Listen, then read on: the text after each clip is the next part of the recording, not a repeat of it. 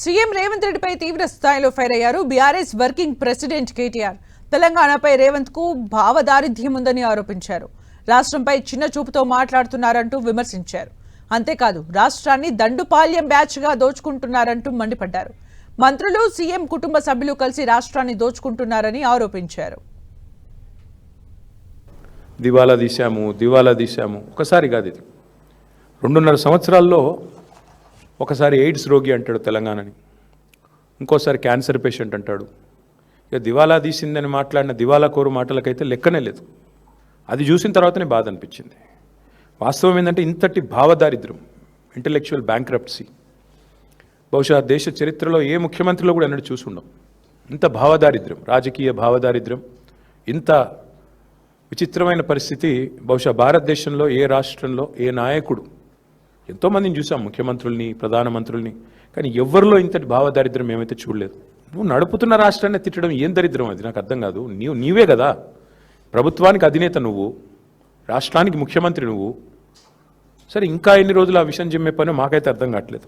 ఆయనే చెప్తాడు ఢిల్లీకి పోతే అక్కడ గౌరవం లేదు, ఇజ్జత్ లేదు అని. మరి 72 సార్లు ఎందుకు పోతున్నావు?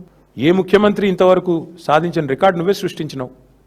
30 నెలల్లో 72 సార్లు అంటే సగటున నెలకు కనీసం 2.5 సార్లు ఢిల్లీకి పోతా ఉన్నావు. ఎవరు రమ్మంటున్నారు నేను? మరడా ఎందుకు పోతున్నావు? ఢిల్లీలో ఇజ్జత్ లేకపోతే ఎందుకు పోతున్నావు అని అడుగుతా ఉన్నా. అసలు ఢిల్లీకి ఎవరు రమ్మన్నారు నిన్ను?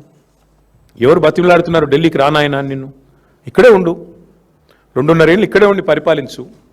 ఆ మూటలు మోయకుండా, లుచ్చా మాటలు మాట్లాడకుండా మాట్లాడు, మంచి మాటలు మాట్లాడి 1000 కోట్ల రూపాయలు ఢిల్లీలో సమర్పించుకోకుండా ఇక్కడే ఉండి మాట్లాడు. ఇంకా చండాలమైన మాట, తెలంగాణ అనగానే అసహించుకుంటున్నట. తెలంగాణ ఆస్తులు కోల్పోతుంది నీ వల్ల, నీ కుటుంబం వల్ల. ఎందుకంటే ఎంత ధనిక రాష్ట్రమైనా, ఎంత గొప్ప రాష్ట్రమైనా ఇంతమంది ఒకటేసారి దోపిడీకి దిగితే ఉంటుందా?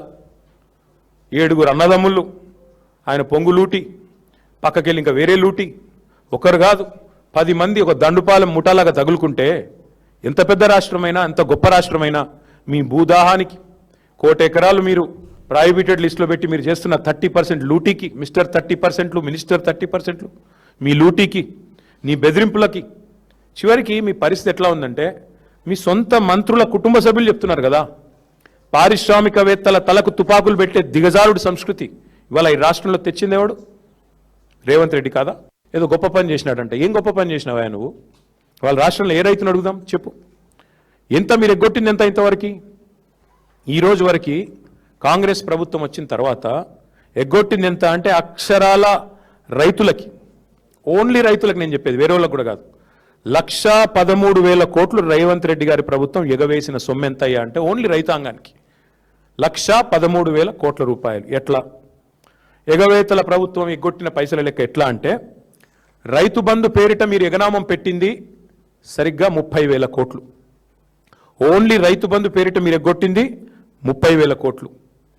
కౌలు రైతులది కూడా కలిపితే మీరిచ్చిన హామీయే కదా 100 రోజుల్లో కౌలు రైతులకు కూడా ఇస్తామని. కౌలు రైతులది కూడా కలిపితే 22,500 కోట్లు.